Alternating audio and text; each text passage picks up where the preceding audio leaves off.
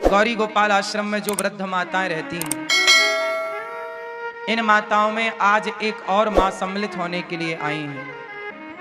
मां को छोड़ने के लिए मां का बेटा ही आया है।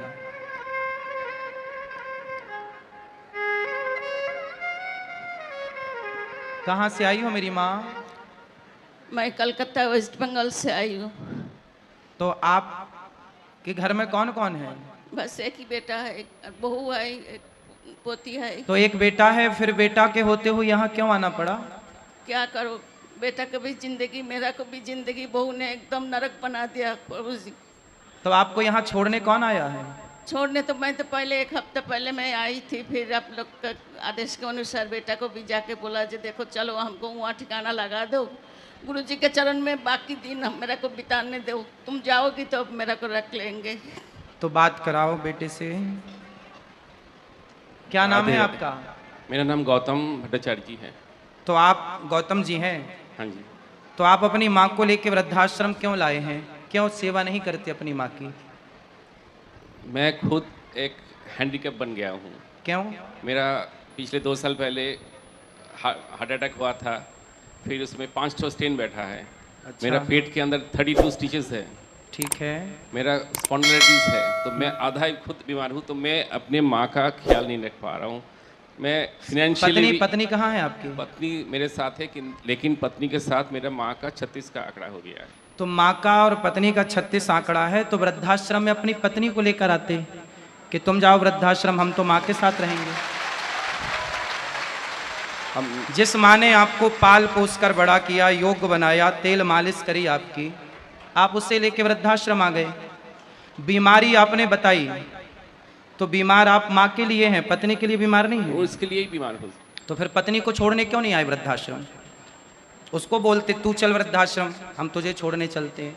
जब माँ की और पत्नी की नहीं बनती, तो आपके हिसाब से किसे छोड़ना चाहिए वृद्धाश्रम में? पत्नी को तो छोड़ना चाहिए। फिर अगर मतलब physically strong and financially strong रहता तो मैं ये स्टेप ले सकता था, लेकिन मेरे पीछे ही एक और आदमी चाहिए, तो मैं माँ को तो कैसे? पत्नी तो है, पत्नी है जो पति को भी संभाल। यदि ऐसी स्थिति है कि चलो पत्नी आप कमजोर हैं, आपको बीमारी है, तो पत्नी अपने पति को भी संभाल सकती है और अपनी सास को भी संभाल सकती है। क्या दिक्कत है? क्या ये दास अनिरुद्ध 278 माओं को उसकी सेवा नहीं कर रहा है? यदि हम 278 माओं की सेवा कर सकते हैं, तो आप और आपकी पत्नी मिलकर आपकी एक माँ की सेवा तो कर सकते हैं ना? आपकी बेटा बेटी है आपके? एक बेटी है। तो एक बेटी भी है आपकी? हाँ जी। और बेटा नहीं है। तो बेटी है, तो बेटी का तो ख्याल रख ही रहे हैं ना बीमारी में भी? वो तो रखे हैं। तो फिर माँ का ख्याल रखने में क्या दिक्कत थी? कितनी जगह चाहिए माँ को घर में? आज अभी बोल रही थी कि बचपन में मैं तुमको हॉस्टल छोड़ने जाता था, आज उल्टा हो गया, आज बुढ़ापा में तुम मेरे को वृद्धाश्रम छोड़ने आ रहे हो। तो क्यों ऐसे दिन आए? आप जैसे बेटे यदि हिम्मत हार जाएंगे, देखो माँ, ये वही माँ तो है ना जिसने आपकी उंगली पकड़कर आपको चलना सिखाया, सब क्या पढ़ाया लिखाया, क्या नहीं करती माँ? क्या क्या नहीं करती, क्या क्या बताएं? कोई नहीं, किसी से छिपा नहीं है माँ का योगदान बच्चे के लिए। लेकिन आपका जब विवाह हुआ, शादी हुई, बच्चे हुए, तो आप माँ को लेकर, अरे आप पत्नी को समझा नहीं सकते प्यार से कि क्या जरूरत है? माँ का पत्नी से 36 का आंकड़ा है, तो पत्नी को समझाओ। 35 साल हो गया मेरा शादी हुआ है। 35 साल में एक ऐसा साल नहीं गया कि माँ के साथ मेरा अनबन नहीं करवाया, या घर से, मतलब लास्ट में तो फेडअप होकर मैंने छोड़ दिया कि भाई जो करना है करो। मेरे को पुलिस का धमकी दिखाता है कि मैं मतलब आपकी पत्नी को आपकी माँ बिल्कुल पसंद नहीं है? बिल्कुल नहीं। नहीं तो क्या प्रॉब्लम था? एक ही लड़का हूँ ना, कोई इसका देवर है, ननद है, कोई नहीं है, एक माँ ही मेरा है। अगर सास 2 बर्तन रहेगा तो आवाज़ होगा, सास कुछ बोल दिया तो। अब चलो देखो, यदि सारी पत्नियां ऐसी बोलने लग जाएं कि जी अपनी माँ को वृद्धाश्रम छोड़ कर आओ, तब तो पूरे भारत की व्यवस्था ही बिगड़ जाएगी। बिल्कुल। सनातन संस्कृति की तो पूरी व्यवस्था ही बिगड़ जाएगी। ये तो बहुत ही, मैं खुद इसको पाप मान रहा हूँ कि मैं अपने माँ को ऐसे जगह छोड़ के आ रहा हूँ ड्यू टू माई, मतलब मेरे वाइफ के वजह से मेरे को ऐसा करना पड़ा। तो आपकी वाइफ आई हैं? नहीं नहीं नहीं। तो उनको लाओ, कभी हम उनको भी समझाएंगे, कभी उनसे बात करेंगे। और मैं आप सबसे इनके माध्यम से बताऊं, हर स्त्री को मैं बताऊं, स्त्रियों को दुख देने वाली, स्त्रियों को सताने वाले पुरुष नहीं होते, स्त्रियों को दुख देने वाली स्त्रियां ही होती हैं। ये बात 99% सही है, 1% किसी केस में ऐसे नहीं मान सकते। वरना यदि स्त्री, इनकी बहू जो माँ आई हैं, इनकी बहू एक स्त्री है और एक स्त्री, और ये माँ भी एक स्त्री है, एक स्त्री ही दूसरी स्त्री का दर्द समझ सकती है। लेकिन नहीं, जिद पकड़ ली। देखो तो आपकी पत्नी ने जिद कर ली कि आप छोड़ के आओ।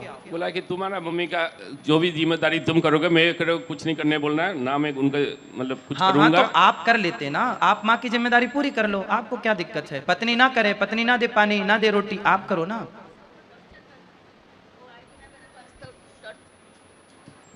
अगर वो आएगी मेरा को कुछ करेगी ना तो उसको ऊपर टॉर्चर करेगी, खाना नहीं देगी। अच्छा, ये आपकी सेवा करेंगे तो पत्नी इनको टॉर्चर उसको करेगी। टॉर्चर करेगी और बोलता ज्यादा करेगी तो तुमको पुलिस में, क्लब में जाके बताऊंगी जो तुम्हारा माँ मिलके मेरा को टॉर्चर कर रहे हो, और पुलिस के जाके कंप्लेन करेंगे, जेल में माँ बेटा को जेल में भर देंगे। देख लो जरा, आजकल कानून भी ऐसे हैं कि स्त्रियों की सुनवाई ही होती है। वो कुछ कहेंगे तो ये माँ बेटे उसकी जेल तरफ चले ही जाएंगे। बोलती रहती। इसलिए कानून अंधा है। अब आप ही बताइए कि इस माँ को न्याय कौन देगा? ये कानून देगा, ये बेटा देगा, या इनकी बहू देगी, या समाज देगा? कोई नहीं देता। गुरु जी आपके चरण में मेरा को स्थान। हम तो मैया आपकी सेवा करने को तैयार हैं, हमें कोई दिक्कत नहीं है। हम तो केवल अपने इस भाई को समझा रहे हैं कि तुम जो कर रहे हो पत्नी को ही समझाओ। और मेरी हाथ जोड़ के प्रार्थना है हर स्त्री से, आप ऐसी सिचुएशन, ऐसी स्थितियां पैदा ना करें कि एक पुरुष अपनी माँ को लेकर वृद्धाश्रम छोड़ने आ जाए। चलो, ये पुरुष ये माँ को वृद्धाश्रम, बात कराओ भैया से, ये अपनी माँ को छोड़ने वृद्धाश्रम आए हैं। अब आप बताओ कि ये आपने पुण्य किया या पाप किया? पाप किए हैं। पाप किया। बिल्कुल। अब बताओ कि यदि ये पुरुष पापी हुआ तो इसको पापी बनाया किसने? इनकी पत्नी ने। जबकि पत्नी पारक्षणे धातु से पत्नी बनती है। कहते हैं जो पत्नी अपने पति को पतन से बचाए, पाप से बचाए, उसका नाम पत्नी है। जिस पत्नी के कारण पाप करना पड़े, ऐसी पत्नी से भगवान बचाएं। ऐसी पत्नी से भगवान बचाएं। ऐसी पत्नियां होनी चाहिए जैसी आपकी हैं। नहीं, चाहोगे? 7 जन्म का वादा किया है? बिल्कुल नहीं। हाँ, बिल्कुल नहीं। 7 जन्म का वादा नहीं किया?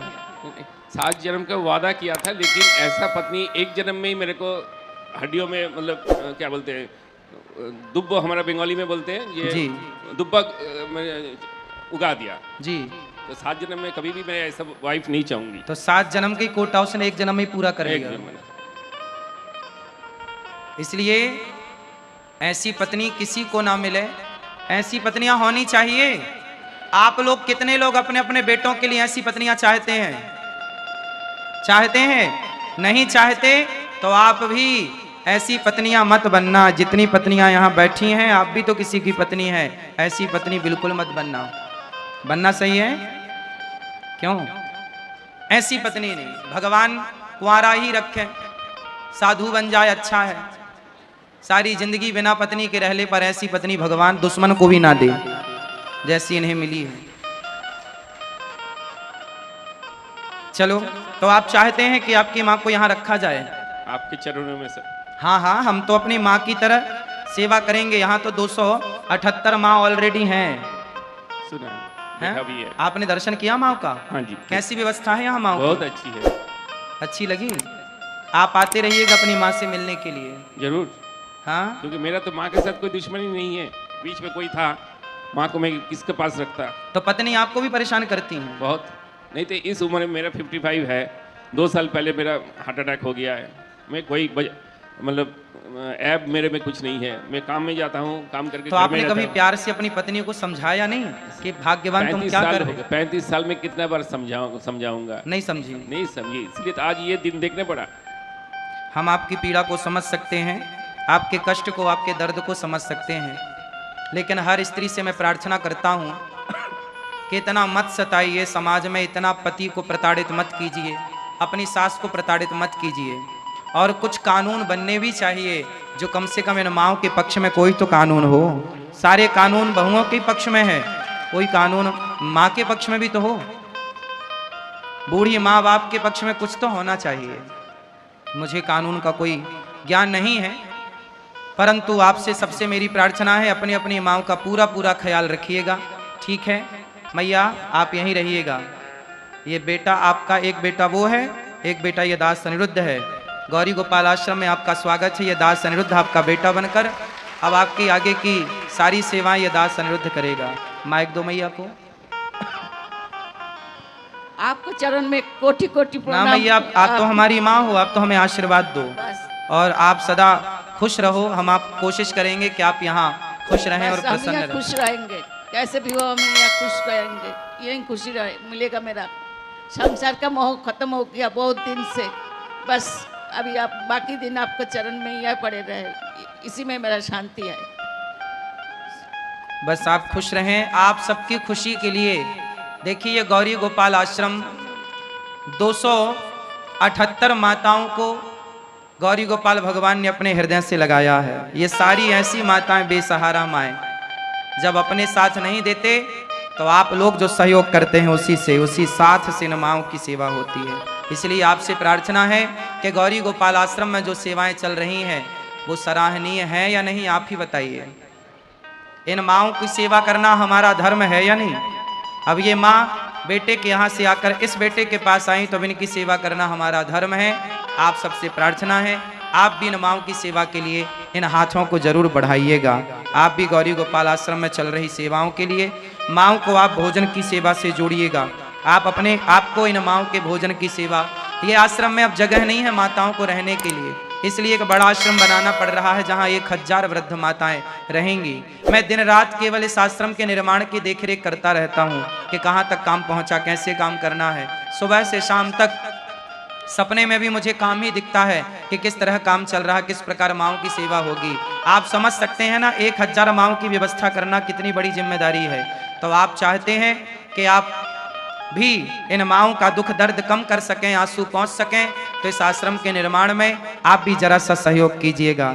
एक ईंट का ही, एक बोरी सीमेंट का ही, एक रूम का ही, एक कमरे की छत का ही, जिस लायक ईश्वर ने बनाया, कंधे से कंधा मिलाकर चलेंगे ना तो अच्छा रहेगा। आपका ये भाई, आपका ये बेटा समाज की सेवा के लिए यदि खड़ा है तो आप सबका भी प्यार और आशीर्वाद मुझे चाहिए। ठीक है, खुश रहिए मैया, आप रहिए, मैया को कराइए व्यवस्था।